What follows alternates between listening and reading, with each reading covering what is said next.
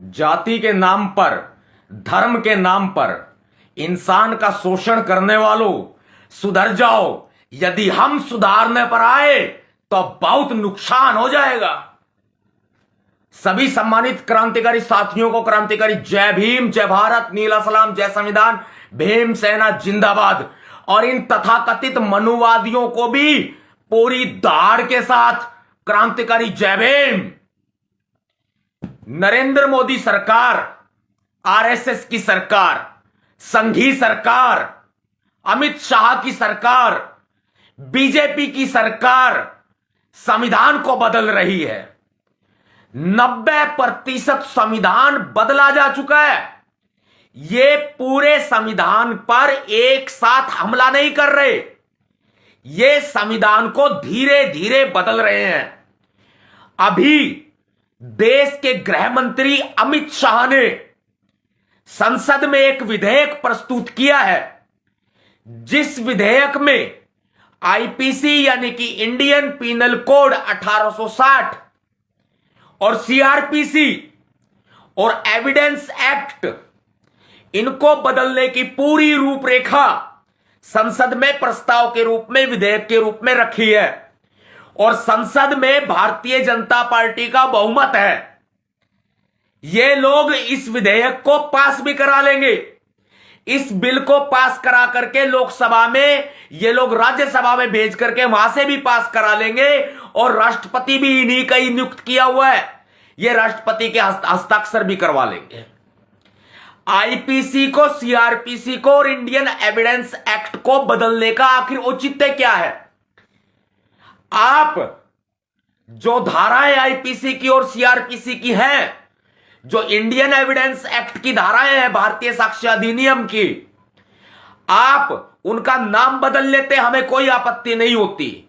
जैसे अभी आप कह रहे हैं कि जो आपराधिक न्याय संहिता है, जो भारतीय दंड संहिता है, जिसको हम इंग्लिश में इंडियन पीनल कोड कहते हैं और हिंदी में भारतीय दंड संहिता कहते हैं, इसका नाम बदलकर आपने जो रखा है वो भारतीय न्याय जो रखा है आपने, आप ये रख लेते, हमें कोई प्रॉब्लम नहीं थी। धाराएं तो नहीं बदलते, भारतीय न्याय संहिता आप नाम रख लेते, हमें कोई दिक्कत नहीं थी।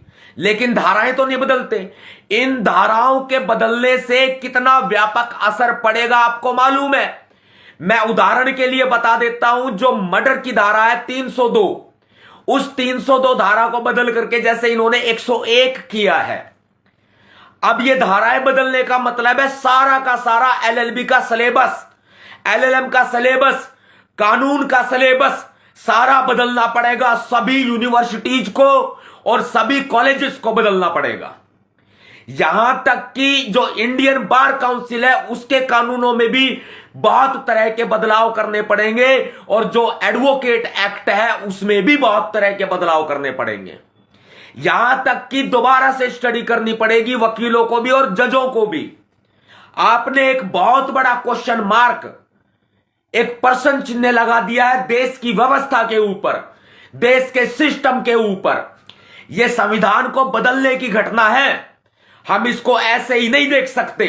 और मैं चिल्ला चिल्ला कर कह रहा हूं, बार बार कह रहा हूं, पूरे देश को कह रहा हूं, पूरी दुनिया को कह रहा हूं कि भारतीय जनता पार्टी, बीजेपी की सरकार भारत के संविधान को बदल रही है।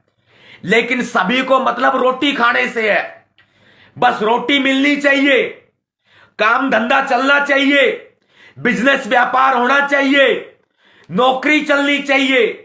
और जो सरकारी नौकरी में बैठ करके बाबा साहब के खून पसीने की कमाई और बाबा साहब अंबेडकर जी के बच्चों का जो कफन उन्होंने अपने ऊपर ओढ़ा था ना, जो जिस कफन में लपेटा गया था, उस कफन की राख को अपने खाने में मिला के खा रहे हैं सरकारी नौकरी वाले, और बाबा साहब के विचारों की हत्या कर रहे हैं। इससे बड़ी बात मैं नहीं कह सकता। बाबा साहब के बच्चों तक ने भी अंबेडकर मिशन पर अपनी कुर्बानियां दी हैं। लेकिन आरक्षण की बदौलत जो सरकारी नौकरी में बैठ गए, वो बैठ करके अपनी जाति बदल के दिखा रहे हैं। कोई मदद के लिए अगर दलित समाज का, बहुजन समाज का व्यक्ति पहुंच जाता है तो वो मदद नहीं करते और रिटायर होने के बाद में ढोल बजाते हैं कि वो अम्बेडकरवादी है। रविदास मंदिरों में जाते हैं, अंबेडकर सभाओं में जाते हैं, अंबेडकर सभाओं को ज्वाइन करते हैं और कहते हैं वो इलेक्शन लड़ेंगे, अब फिर वो चुनाव लड़ेंगे, फिर वो बन जाते हैं बहुत बड़े जो सरकारी अफसर होते हैं ना, रिटायर होने के बाद में वो बहुत बड़े समाज सेवी बन जाते हैं। ये हालात सरकारी नौकरी वालों के हैं। बाबा साहब के बच्चों तक ने भी कुर्बानियां दी हैं इस मिशन के लिए, और बाबा साहब अंबेडकर जी के बच्चों को मृत शरीर को उनके जिस कफन में लपेटा गया था ना, वो राख खाने के बराबर है जो तुम रोटियां खा रहे हो। याद रखना मेरी बात को, इससे कड़वी बात कोई नहीं कहेगा जो मैं बोल रहा हूं, और पूरी तरह से शिक्षित हूं। बाबा साहब अंबेडकर जी ने मुझे शिक्षा का अधिकार दिया, इसलिए पूरे तरीके से शिक्षित हूं। कोई बावली बात नहीं कर रहा, कोई पागल बात नहीं कर रहा है, पूरे तरीके से शिक्षित होने की बात कर रहा हूं मैं, तार्किक बात कर रहा हूं, ज्ञान की बात कर रहा हूं, नॉलेज की बात कर रहा हूं, मैं सिंबल ऑफ नॉलेज की बात कर रहा हूं जो बाबा साहब अंबेडकर जी को कहा जाता है। बाबा साहब अंबेडकर जी के विचारों की हत्या करने वाले वही लोग हैं जिनको रोटी मिल रही है टाइम पे, जिनका पेट भरा पड़ा है, जिनको जरूरत नहीं है मिशन की, जिनको आवश्यकता नहीं है मिशन की। नरेंद्र मोदी की सरकार संविधान को बदले जा रही है और हम आंखें फाड़ के देख रहे हैं। आंदोलन की रूपरेखा बनानी पड़ेगी भाई, मैं तो बनाने में लगा हूं, मैं आपको बता दूं बनाने में लगा हूं, और बहुत जल्दी मैदान में आने वाला है आपका भाई नवाब सतपाल तंवर, आपके भैया जी नवाब सतपाल तंवर बहुत ही जल्दी मैदान में आने वाले हैं। पार्टीबाजी को छोड़ के, संगठनबाजी को छोड़ करके मिशन के ऊपर फोकस करना है और मिशन चलाने वाले व्यक्ति का साथ देना है। कई सालों से आप मुझे जानते भी है, पहचानते भी हैं, आपने मुझे परखा भी है। मुझे तो सपना चौधरी के 1.5 करोड़ नोटों की गड्डी ने खरीदने की कोशिश करी, जब ना मैं बिका। मैं जब नहीं बिका तो मैं अब क्या बिकूंगा। मुझे ये बीजेपी वाले खरीदने की कोशिश करते हैं, ये कांग्रेस वाले खरीदने की कोशिश करते हैं, जब इनके कागज के टुकड़े जो हमारी पैर में ठोकरों के बराबर हैं, इनके कागज के नोटों की गड्डियां, गांधी छाप जो गड्डियां हैं इनकी, जब वे मुझे खरीद नहीं पाती तो मेरे ऊपर केस दर्ज कर देते हैं। 56 मुकदमे मेरे ऊपर दर्ज कर रखे हैं इन्होंने कई बार मुझे जेल में डाल करके जेल में सड़ाने तक की साजिश रची है, मेरा एनकाउंटर तक करने की साजिश रची है। और जो अपने भी ने बने फिरते हैं बहुत सारे, वो अपनों ने भी इतने दगे दिए हैं, इतने पीठ में छुरे घोपे हैं हद से ज्यादा। हम फिर नहीं डटे, हम फिर नहीं रुके, हम फिर भी आगे बढ़ रहे हैं लगातार और समाज के लिए काम कर रहे हैं। क्योंकि मुझे याद है, मुझे पता है, जब मुझे अपने भाइयों का, अपनी बहनों का जो खून निकाला जाता है ना, जो उनके साथ अत्याचार किया जाता है, जाति के नाम पर शोषण किया जाता है, जब उनको मार दिया जाता है, तब हम न्याय के लिए जब सड़कों पे उतरते हैं, उनके न्याय की आवाज उठाते हैं, तब हमारी आंखों से आंसू बहते हैं उनके हालातों को देख करके, उनके सिस्टम को देख करके। उनको न्याय नहीं मिलता है। यह मनुवादी सरकार और मनुवादी प्रशासन क्या करते हैं बता दूं मैं आपको।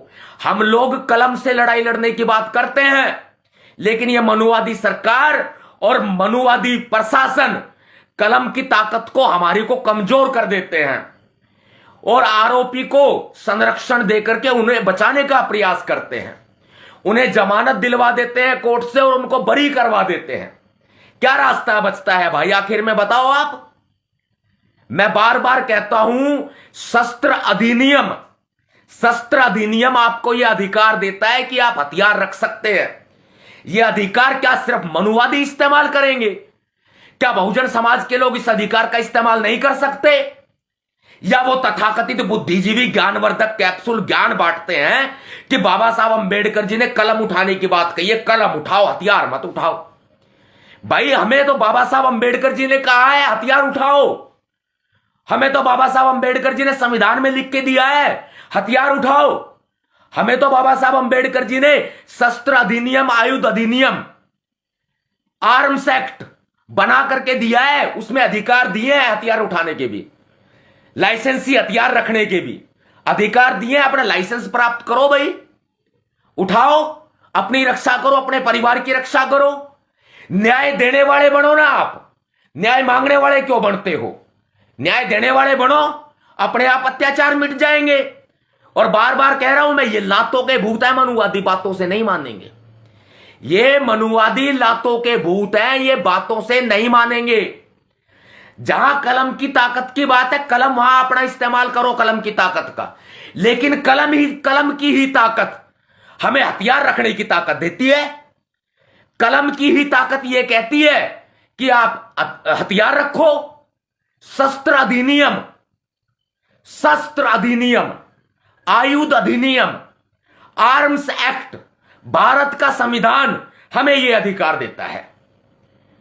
भारत का सुप्रीम कोर्ट ऑफ इंडिया यह गाइडलाइन देता है, निर्देश देता है, अधिकार देता है, आदेश देता है कि आप हथियार रखिए। और यदि कोई आपके ऊपर हमला करता है, आपके घर में घुस के, आपके बहन बेटियों को, मैं सुप्रीम कोर्ट की गाइडलाइन बता देता हूं, आपकी बहन बेटियों की अस्मिता को खतरा है, उनकी इज्जत को खतरा है, आपके घर में चोरी होने का खतरा है, आपके घर में लुटेरे घुस जाते हैं, चोर घुस जाते हैं, मारपीट करने वाले घुस जाते हैं, जमीन पर कब्जा करने वाले घुस जाते हैं, आपका शोषण करने वाले, मार पिटाई करने वाले घुस जाते हैं, जाति सूचक शब्दों से अपमानित करने वाले घुस जाते हैं, आपके घर में कोई गुंडा, चोर, उचक्का, बदमाश कोई भी घुस जाता है। और आपके पास में अगर लाठी भी है, सुप्रीम कोर्ट ने कहा है लाठी एक हथियार नहीं है, लाठी रखो, लाठी रखो, लाठी हथियार नहीं है, सुप्रीम कोर्ट ने कहा है। अगर आपको हथियार रखना है, जैसे बंदूक है, तलवार है, और चीजें हैं, आप लाइसेंस लो। लाइसेंस लेने में ज्यादा पैसे नहीं लगते हैं, आप लाइसेंस लो, लाइसेंस लेकर के अपने घर में रखो। सुप्रीम कोर्ट ने बकायदा कहा है, यदि अपने परिवार की, अपनी संपत्ति की, अपनी इज्जत की, अपने मान सम्मान की, अपने स्वाभिमान की रक्षा करते हुए यदि सामने वाले व्यक्ति को चोट लग जाती है या फिर उसका मर्डर हो जाता है, उसकी हत्या हो जाती है, ऐसे में आपके ऊपर 302 का मुकदमा नहीं चलेगा। यदि कोई पुलिस आपके ऊपर 302 का मुकदमा अगर लगा देती है तो सुप्रीम कोर्ट, हाई कोर्ट उसको खत्म कर देंगे, या फिर उसकी धारा बदल करके 304 जो गैर इरादतन हत्या की धारा है, जिसमें बचाव किया गया है अपना, उसमें मुकदमा चलेगा। गैर इरादतन हत्या का मैं बहुत बड़ी नॉलेज दे रहा हूं आपको, क्योंकि तथाकथित बुद्धिजीवी ज्ञानवर्धक कैप्सूलों की दुकान चलती है, इसलिए वो आपको झूठा ज्ञान देते हैं, गलत ज्ञान देते हैं, कलम उठाने की बात करते हैं, सिर्फ अपनी आत्मसम्मान की रक्षा की वो बात नहीं करते। अब यहां मनुवादी जो है ना, मनुवादी एक से बढ़ के एक आ रहे हैं, निकल निकल के। एक तो वो बागेश्वर धाम वाला पंडा है, बागेश्वर बाबा, एक तो बागेश्वर धाम वाला पंडा है वो धीरेन्द्र कुमार शास्त्री उर्फ ढिल्लू, इसको ढिल्लू कहा जाता था बचपन में, युवावस्था में। अभी भी इसके गांव में इसको ढिल्लू ढिल्लू कहते हैं, धीरेन्द्र शास्त्री को। एक तो ये हिंदू राष्ट्र बनाने की मांग कर रहा है बार बार, एक ये देवकी नंदन कुरकुरा, देवकी टंडन कुरकुरा, जिसका नाम है देवकी नंदन ठाकुर, और हम कहते हैं उसको देवकी नंदन कुरकुरा, सारी दुनिया कहती है देवकी टंडन कुरकुरा। ये व्यक्ति जो है ये हिंदू राष्ट्र बनाने की बात कर रहा है। इनके हाल देखो, इनके ढंग देखो, ये ट्रांसजेंडर, सॉरी ठीक से नहीं बोल पाया था, ट्रांसजेंडर है ये। अब ट्रांसजेंडर का मतलब क्या होता है आप समझ जाओ, क्योंकि जो ये बागेश्वर धाम वाला पंडा है ना, ये एक तो इसकी हरकतें देखो, cut cut cut cut cut cut ऐसे करता है ये, और बात बात में बात करते करते ऐसे। ये किसकी निशानी है भाई? ओ पखंडी, ओ बागेश्वर वाले, ये किसकी निशानी? ये कौन करते हैं? ये करते हैं ट्रांसजेंडर, जिसे बोलते हैं हिजड़ा। हिंदी में बता दू, तू हम संस्कृति की बात करते हो ना, तुम लोग संस्कृति की बात करते हो, ये है हिजड़ा। आपको बताऊं बात में, ये लोग हिंदू राष्ट्र बनाने की मांग कर रहे हैं, और देश की सरकार संविधान बदल रही है, ये बनाएंगे हिंदू राष्ट्र। देश की सरकार संविधान बदल रही है, आपके सामने है। मैं अपनी अभिव्यक्ति की आजादी के तहत इस बात को रख रहा हूं। भारतीय संविधान का 19(1) अनुच्छेद मुझे यह अधिकार देता है। मेरा किसी की व्यक्तिगत भावनाओं को ठेस पहुंचाने का कोई भी मकसद नहीं है, यह मैं क्लियर कर देता हूं। अगर किसी भी तरीके से मुझे गलत तरीके से फंसाने की किसी कोशिश की जाती है किसी भी एफआईआर में, किसी भी चीज में, तो मैं माननीय न्यायालय के समक्ष, पूरी पब्लिक के समक्ष, जनता की अदालत के समक्ष मैं ये बात कहता हूं कि किसी की व्यक्तिगत भावनाओं को ठेस पहुंचाना मेरा मकसद नहीं है। मैं अभिव्यक्ति की आजादी के तहत मैं बात कर रहा हूं। भारत देश का संविधान मुझे मौलिक अधिकार देता है, भारत देश का संविधान मुझे स्वतंत्रता देता है। इसलिए मैं भारत के संविधान में जो धर्मनिरपेक्षता का अधिकार है, मैं इसका पक्ष रखते हुए मैं हिंदू राष्ट्र का विरोध कर रहा हूं कि हिंदू राष्ट्र ये देश नहीं बनेगा। ये देश रहेगा भारत देश रहेगा धर्मनिरपेक्ष देश। मैं ये बात कर रहा हूं और देश के संविधान ने मुझे ये स्वतंत्रता दी है, मुझे ये आजादी दी है कि मैं ये बात रख सकता हूं, कह सकता हूं। और जिन शब्दों का मैं प्रयोग कर रहा हूं, चाहे वो देवकी नंदन कुरकुरे की बात हो, चाहे वो ढिल्लू की बात हो, धीरेन्द्र शास्त्री की बात हो, ये लोग पाखंड में लीन है। ये लोग धर्म के नाम पर, आस्था के नाम पर लोगों का मूर्ख बनाने का काम कर रहे हैं। धर्म के नाम पर, आस्था के नाम पर लोगों को लूटने का काम कर रहे हैं। ये लोगों का शोषण कर रहे हैं। इनके आश्रमों में अवैध धंधे चल रहे हैं। इनके आश्रमों में व्यावसायिक गतिविधियां चल रही हैं ट्रस्ट के नाम पर, ट्रस्ट के नाम पर, संस्था के नाम पर व्यावसायिक गतिविधियां चल रही हैं। ये बाहर देश से फंडिंग कराते हैं, ये ब्लैक मनी को व्हाइट मनी करते हैं। इसकी जांच करा लो। ईडी इसके खिलाफ जांच नहीं करेगी, सीबीआई इनके खिलाफ जांच नहीं करेगी। करो ना जांच। आप जगह जगह छापे मारते घूमते हो, ईडी वाले, सीबीआई वाले, आप इनकी जांच करो ना, करो इनकी जांच। आयकर विभाग वाले, ईडी वाले, सीबीआई वाले, बागेश्वर धाम वाले, धीरेन्द्र शास्त्री की जांच करो भाई। आप देवकी नंदन ठाकुर की जांच करो, पता चल जाएगा कितने पानी में है ये। विदेशों से ये लोग काला धन मंगवा रहे हैं, देश के अंदर काले धन को सफेद कर रहे हैं ये लोग। जिस काले धन को लाने की बात नरेंद्र मोदी की सरकार ने चुनाव से पहले की थी, यह कहा था कि 15-15 लाख रुपए अकाउंट में आएंगे, और बाद में अमित शाह ने यह कह दिया कि 15 लाख रुपए जो है वो मात्र एक जुमला था, नरेंद्र मोदी जी ने फेंका था। फिर इन्होंने यह भी कह दिया कि रोजगार नहीं देंगे हम लोग, पकोड़े तलो। यही बात है, इनके पास में कोई योजना नहीं है। और मैं कहता हूं कांग्रेस की भी मिली भगत है। वो किस लिए मिली भगत है भाई, मेरी इस वीडियो को सुन करके कांग्रेस वाले खुश ना हो ज्यादा। संसद के, सदन के जो कार्रवाई चल रही थी, सेशन चल रहा था, उसके बीच में ये फ्लाइंग किस का मुद्दा उठाने की क्या जरूरत थी भाई? क्योंकि लोगों का ध्यान भटके संविधान को बदलने से, क्योंकि लोगों का ध्यान भटके। इनकी योजनाएं जो है वो जन कल्याणकारी नहीं है, जन विरोधी योजनाएं हैं, उससे इनका ध्यान भटके। इसलिए फ्लाइंग किस का प्रोपेगेंडा राहुल गांधी जी ने रच दिया और स्मृति ईरानी जी ने उसका फायदा पूरी बीजेपी को पहुंचा दिया। यह एक बहुत बड़ी साजिश थी दोनों पार्टियों की, कांग्रेस की भी और बीजेपी की भी, कि ये ध्यान भटका रहे हैं। संसद में क्या पेश किया जा रहा है? संविधान को बदलने का बिल पेश किया जा रहा है, विधेयक पेश किया जा रहा है। आईपीसी, सीआरपीसी, एविडेंस एक्ट को बदला जा रहा है। और धाम के अंदर लुटेरे बैठे हुए हैं, बागेश्वर धाम के अंदर लुटेरे बैठे हुए हैं, लुटेरे बैठे हुए हैं बागेश्वर धाम के अंदर, लुटेरे बैठे हुए हैं मथुरा के वृंदावन में, जो इसका आश्रम इसने बनाया हुआ है ट्रस्ट का, देवकी नंदन कुरकुरे ने, यहां लुटेरे बैठे हुए हैं ये लोग। और बाबा रामदेव को कौन भूल जाएगा भाई? ये स्वाभिमान ट्रस्ट के नाम से जो ट्रस्ट चला रहा है और पतंजलि योगपीठ के नाम से ट्रस्ट चला रहा है, इसने भी खूब दबा करके, ये देश का सबसे बड़ा बिजनेसमैन है, अडानी और अंबानी से बड़ा, ये ध्यान रखना। इससे पहले ये फकीर कहलाता था, योगी कहलाता था, लेकिन अब ये बिजनेसमैन बन चुका है। देश का सबसे बड़ा बिजनेसमैन है ये बाबा रामदेव। इन्होंने खूब काले धन को व्हाइट किया है, इनकी जांच करो ना। और ये मनुवादी जो ये सोचते हैं कि आप अगर बहुजन समाज, दलित व्यक्तियों के ऊपर अत्याचार करके उनको दबा लेंगे तो भूलो मत, समंदर खामोश है, समंदर की खामोशी को समंदर की मजबूरी मत समझो। जिस दिन समंदर में तूफान आया ना, सुनामी आएगी और सारे मनुवादियों को ले डूबेगी, याद रखना।